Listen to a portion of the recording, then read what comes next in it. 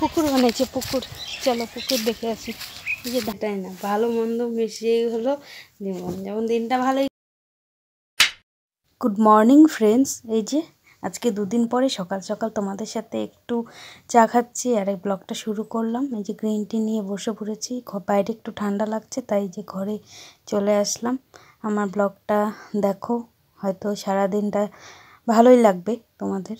চলো আমি এই চা বিস্কুটটা খেয়ে নিই, তারপরে অনেক কাজ আছে।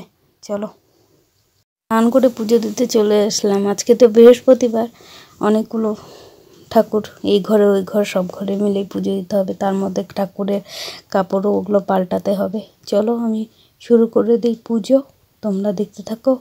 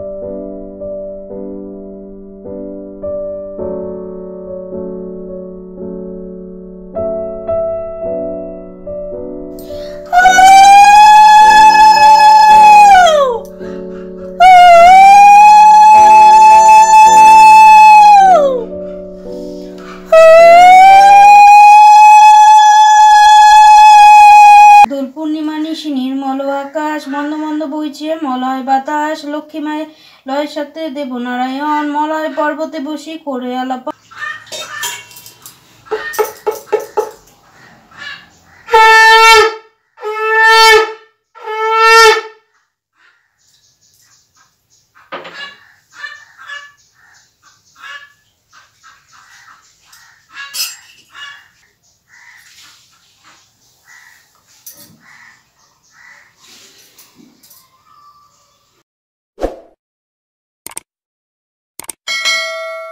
Good afternoon friends, welcome back to my channel.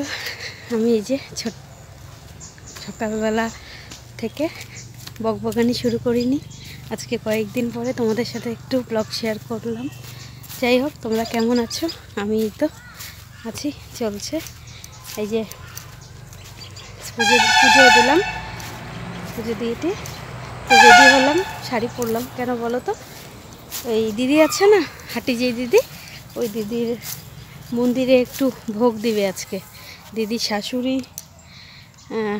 আজকের ইয়েতে এই বছর হলো, 3-4 বছর হয়েছে মনে হয় নাকি, তা মারা গেছে।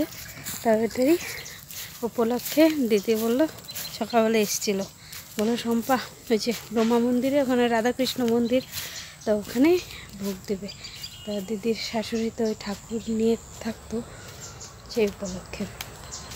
যাই হোক, মাকে বলে গেছে, আমাকেও মাকেও রেডি হতে বললাম। মা রেডি, তোমাদেরকে দেখিয়েছিলাম না সেদিন, তোমাদেরকে দেখিয়েছিলাম কড়িটা, আজকে আবার এখানে একটা কড়ি, আবার এই যে একটা হেলে গেছে, এই জায়গাটা পুরো নোংরা হয়ে গেছে। চলো, আমাদের যেখানে সেখানে গাছ না, গাছপালা দিয়ে ভরপুর, সেজন্য ঘুরছে।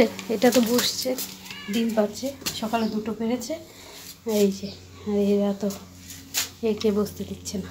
যদি বানর এসে খায় রে, তোদের মুশকিল আছে, এতক্ষণও পারিস না।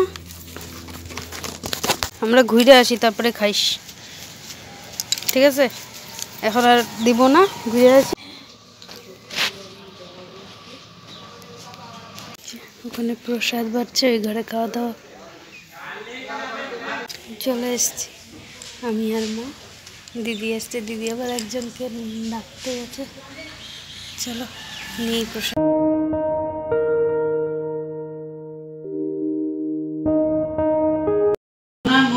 তরকারি করতাম, ওরা ছোট একটা আলু ফুল ঝাল খাইতো, আমার শাশুড়ি দিয়ে ঝাল খাইতো, ঝাল কেউ খাইতে পারবো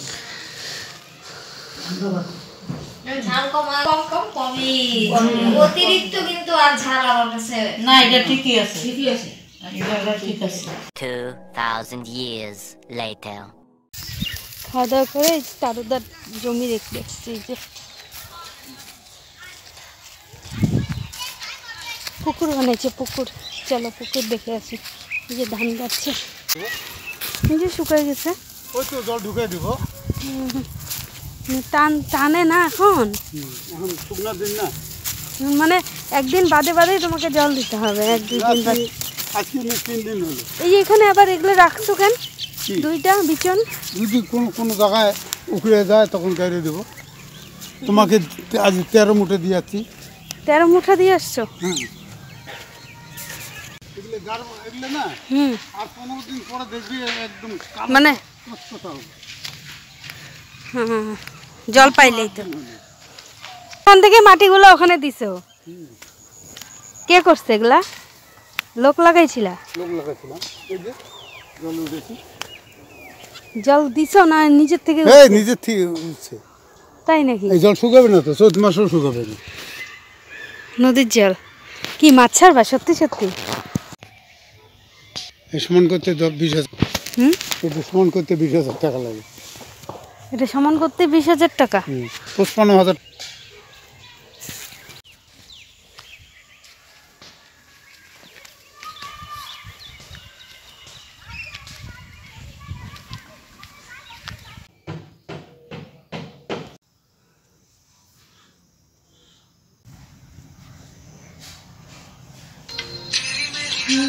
উত্তর তো আবার হয়।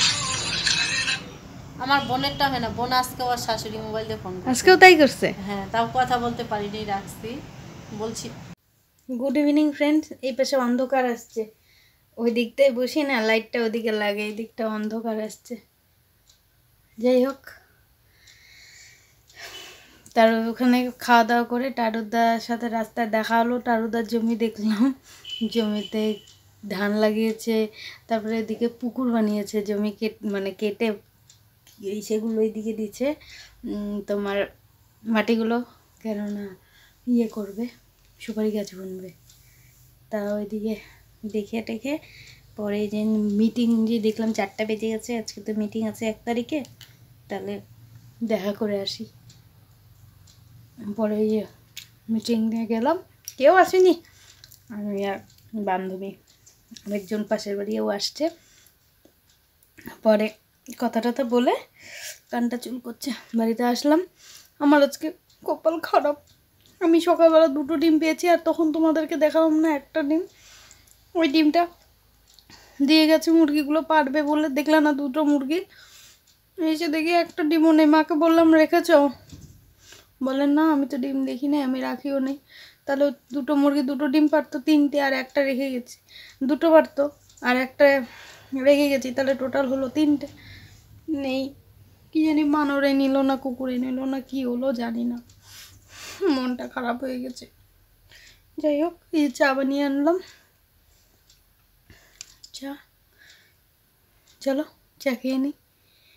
বিস্কুট নিয়ে এসছি, চা বিস্কুট খাই। পরে এসছি, আটা মেখে আসছি, ভুট্টা সেদ্ধ বসিয়ে আসছি, মা বলে দেখবে।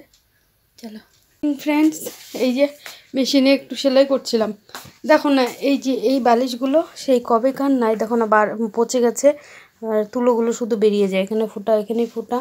তা সেদিন বালিশগুলো রোদে দিয়েছি, পরে চিন্তা করলাম আমার এই নাইটিগুলো তো পুরনো হয়ে গেছে, এগুলো তো আর পরি না, তাই আমি বললাম ওপরটা দিয়ে 4-5টা দিয়ে এটা সেলাই করে নিই, তাহলে জিনিসটা ভালো থাকলে তুলাগুলো আর বেরোবে না, তারপরে কভার পরানো যাবে।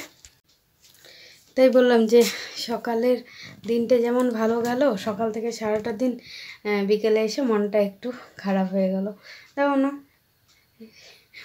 বাড়িতে কেউ না থাকলে যা হয়, মুরগির ডিমগুলো বানরেই নিল নাকি বললাম, 3-3টে ডিম এইভাবে মানে ইয়ে হয়ে গেল, নষ্ট হয়ে গেল, কোথায় যে গেল কি জানি বুঝতেই পারলাম না। যাই হোক, ব্লগটা শেষই করে দিয়েছিলাম, তাই আমি এই কথাটা তোমাদেরকে বললাম।